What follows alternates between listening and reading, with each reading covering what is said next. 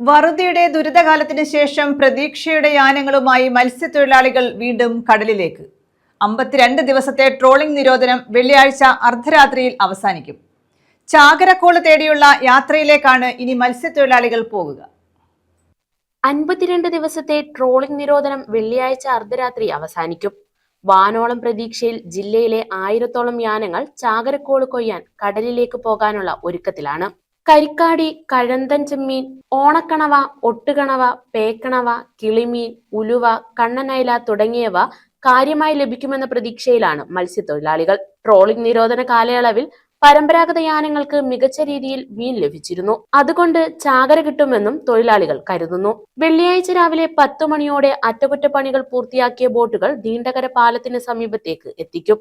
പാലത്തിൽ ബന്ധിപ്പിച്ചിരിക്കുന്ന ചങ്ങല അഴിച്ചുമാറ്റി രാത്രി 12-ന് ശേഷം ബോട്ടുകൾ കടലിലേക്ക് പുറപ്പെടും.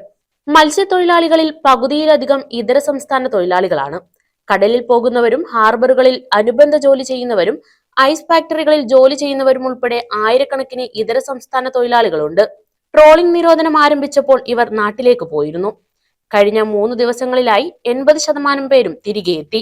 മറ്റുള്ളവർ വെള്ളി, ശനി ദിവസങ്ങളിലായി മടങ്ങിയെത്തുമെന്നും കരുതുന്നു. ട്രോളിംഗ് നിരോധനം അവസാനിക്കുന്നതിന് പിന്നാലെ ഹാർബറുകളും പരിസരവും കേന്ദ്രീകരിച്ചുള്ള വ്യാപാര സ്ഥാപനങ്ങളും പ്രവർത്തനം ആരംഭിക്കും. ന്യൂസ് ബ്യൂറോ, കൊല്ലം.